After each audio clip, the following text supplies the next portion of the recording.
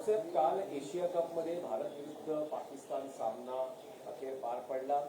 शिवसेना युपीटीने निदर्शने केली, पण जसं सैन्यानं पाकिस्तानात घुसून आपल्या भारतीय सैन्यानं जशी धूळ चारली पाकिस्तानी सैन्याला, तशी भारतीय संघानेही एशिया कपमध्ये पाकिस्तानी संघाला धूळ चारली.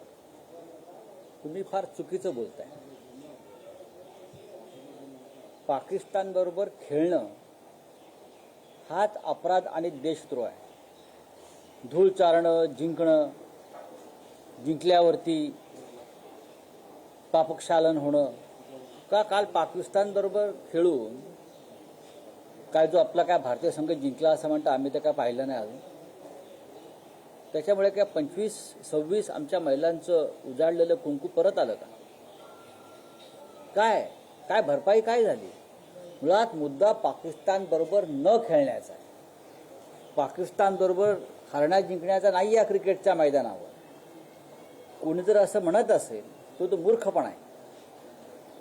कसले पाकिस्तान बरोबर मैदानात खेळताय आणि जिंकल्यावरती पाकिस्तानला घुसून मारलाय म्हणताय? पाकिस्तानला घुसून मारण्याची संधी आली असताना भारतीय जनता पक्षाच्या सरकारनं माघार घेतली. याच्यावर प्रश्न विचारा. बलुचिस्तान वगैरे वगैरे वगैरे अगदी इस्लामाबादपर्यंत जाणार होते ना, कंबरडं मोडणार होते.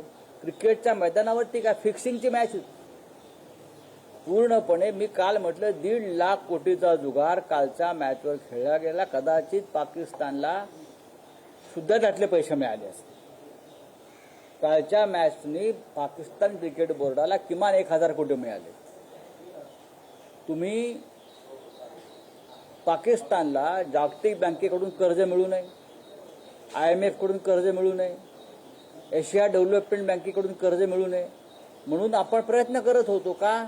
तर हा जो पैसा आहे, हा पैसा पाकिस्तानला जर मिळाला कर्ज रूपाने, तर ते दहशतवादामध्ये गुंतवणूक करतील भारताविरुद्ध.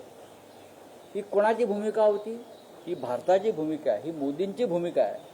आणि त्यात पाकिस्तान क्रिकेट बोर्डला काल 1,000 कोटी रुपये तुम्ही दिलेत, मिळवून दिलेत. मग हे पैसे कुठे जाणार आहेत? शिवाय 1.5 लाख कोटीचा जो जुगार खेळला गेला कालच्या मॅचवर, मॅच फिक्सिंगच्या, त्यातला मिळणारा काही 1,000 कोटी कुठे गेले? पाकिस्तानात गेले. तुम्ही पाकिस्तानला आर्थिकदृष्ट्या आमच्या विरुद्ध लढण्यासाठी, आमच्या महिलांचं कुंकू पुसण्यासाठी सक्षम करताय. याच्यावर बोला. पाकिस्तान जिंकला हरला आम्हाला काय फरक पडत नाही. आम्ही कालच्या मॅचवर थुंकतो आम्ही अशा मॅचवर. 26 महिलांचं कुंकू उजाड करून त्यांच्याशी तुम्ही क्रिकेट खेळताय. लाजा वाटत नाही का तुम्हाला? खरं म्हणजे मीडियाने असे प्रश्नही विचारू नयेत अशा प्रकारचे. हा पैसे 1.5 लाख कोटीचा जुगार, 1.5 लाख कोटीचं गॅमलिंग कालच्या मॅचवर झालं. 1.5 लाख कोटीचं. आणि अधिकृतपणे कालच्या सामन्यातला 1,000 कोटी रुपये पाकिस्तान क्रिकेट बोर्डाला मिळाले. आणि 1.5 लाख कोटी जुगारातले किमान 25,000 कोटी पाकिस्तानात गेले. हा पैसा कोणासाठी वापरला जाणार? तर आमच्या विरुद्ध वापरला जाणार. हे काय सरकारला कळत नाही? हे काय गृहमंत्री अमित शहाना कळत नाही? हे काय जय शहाना कळत नाही? हे भारतीय क्रिकेट बोर्डाला कळत नाही? सुनील गावस्कर यांनी काल सांगितलं. गावस्कर काय म्हणाले काल? सुनील गावस्कर काल म्हणाले की भारतीय क्रिकेट संघाची खेळण्याची इच्छा नसली तरी सरकारने खेळायला भाग पाडलं, सरकारने परवानगी दिली. सरकारने जर हा सामना खेळायला परवानगी दिली नसती तर भारतीय क्रिकेट संघ खेळला नसता. हे सुनील गावस्कर सारखा एक टोलेजंग क्रिकेटपटू सांगतो. लक्षात घ्या. पण रावसाहेब, काल नाणेफेकीनंतरही भारतीय संघाचा कर्णधार सूर्यकुमार असेल किंवा भारतीय खेळाडू असतील, यांनी पाकिस्तानी संघाशी हस्तांदोलन करणं टाळलं. सोडून द्यावं ही ढोंग नाटकं. याला नाटकं म्हणतात, ही ढोंग म्हणतात. हे मोदींचं सगळं जे व्यूहरचना असते त्याचा तो भाग असतो.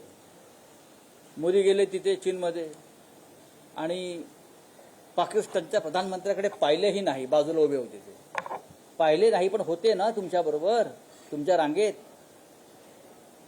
हस्तांतरण केले नाही तो, पण ते होते तुमच्याबरोबर. तेही चीनच्या प्राईम मिनिस्टरला भेटले, तुम्ही भेटला. तसंच आहे ते हसता खेळलात ना मैदानावर त्यांच्याबरोबर. हा शेक हँड केलं नाही हे सांगताय कोणाला तुम्ही? आम्हाला सांगताय. आम्ही का मूर्ख आहोत तिकडे? या देशाची जनता, भारतीय नागरिक. थोडं जरी राष्ट्रवादाचं रक्त कोणाच्या लोक फासावर गेले हो देशासाठी. लोक शहीद झाले पहलगावमध्ये, पुलवामामध्ये. आणि तुम्ही एका मॅचवर क्रिकेटपटू बहिष्कार टाकू शकत नाही पैशासाठी? भगतसिंग, राजगुरूचं नावं घेता ना तुम्ही. अशफाकुल्ला खान वगैरे जे फासावर गेले देशासाठी. आणि तुम्ही फक्त शेक हँड केल्या नाही याचं काय कौतुक आहे या भाजपच्या लोकांना? बघा बघा, त्यांनी शेक हँड केला नाही, शेक हँड केला नाही. हा काय उत्तर झालं का पेलगावच्या शहीदांचं कुंकू पुसलं महिलांचं? आणि त्यासाठी हा नाचक्की केली काल देशाची. राऊत साहेब, या सामन्यावरून तुम्ही भाजप, शिंदे शिवसेना यावर मी कोणावरही टीका टिप्पणी करत नाही. शिंदे शिवसेनेच्या अरे सोडून द्या हो. भूमिकेवरही हे आहे बघा, असं आहे की एकनाथ शिंदे असं विचार बाळासाहेब, ते कोण विचारणार? बाळासाहेब ठाकरेंचा फोटो लावणं बंद करा. एकनाथ शिंदे विचारतायत म्हणून तिथे काही घडत नाहीये. बाळासाहेब ठाकरेंनी भारत पाकिस्तानच्या सामन्याला विरोध केलाय. दहशतवाद आणि सामना एकत्र होणार नाही बाळासाहेब ठाकरेंचं म्हणणं आहे. तुम्ही आम्हाला का प्रश्न विचारताय? एकनाथ शिंदे आम्हाला प्रश्न विचारणार? अमित शहाच्या मुलाला विचार, त्यांना म्हणावं तुम्हीच मला प्रश्न विचारायचा नाही. एकनाथ शिंदेसाठी उभा नाही मी इथे, मी शिवसेनेसाठी उभा आहे बाळासाहेब ठाकरेंच्या. हा नाही, त्यावर मला काय तुम्ही सांग, अहो तुम्ही विचारूच नका मला. हे निर्लज्ज लोक आहेत, हे निर्लज्ज लोक आहेत सगळे. भारतीय क्रिकेट संघाचा आणि भारत पाक क्रिकेट सामन्याचा निषेध करणार असतील ते तर मला प्रश्न विचारा त्यांच्या वतीनं. मी उत्तर द्यायला तयार आहे. तुम्ही तिथे अमित शहाचे बूट चाटणार, तुम्ही जय शहाच्या पालख्या वाहणार, तुम्ही भारत पाक क्रिकेट सामना घरी बसून बघणार. हां, आणि तुम्ही आम्हाला आमच्या राष्ट्रवादावरती प्रश्न विचारणार? मीडियाने सुद्धा हे गांभीर्याने घेतलं पाहिजे, लक्षात घ्या. बोला. रावसाहेब, आणखी एक राज्यातला विषय आहे की जे एकूण जातीपातीचं राजकारण सुरू आहे त्यावर शरद पवार असं म्हणतात की राज्यातली सामाजिक ऐक्याची वीण उसवली जाते, चिंता व्यक्त केली आहे. तर दुसरीकडे देवेंद्र फडणवीस जे राज्याचे मुख्यमंत्री आहेत ते म्हणतात शरद पवारांचं हे विधान म्हणजे एक्सला वाय, वायला एक्स सारखं असं. मग मोदी काय करतायत? अमित शहा काय करतायत? राष्ट्रवादावरती प्रवचनं झोडायची, हां, आणि पाकिस्तान बरोबर क्रिकेटचे सामने खेळायचे. हे भारताची XYZ आहे ना केलेली त्यांनी. मी दुसरा शब्द वापरणार नाही. भारताच्या राष्ट्रभक्तीची, हिंदुत्वाची त्याने XYZ केलेली आहे. देवेंद्र फडणवीस यांनी ह्याच्यावर जरा बोललं तर बरं होईल. शरद पवारांसारखं नेतृत्व महाराष्ट्रात आहे यशवंतराव चव्हाणांनंतर. तुमच्यात असे तुल्यजंग पर्सनॅलिटी निर्माण झाल्या नाहीत, ही तुमची पोटदुखी आहे.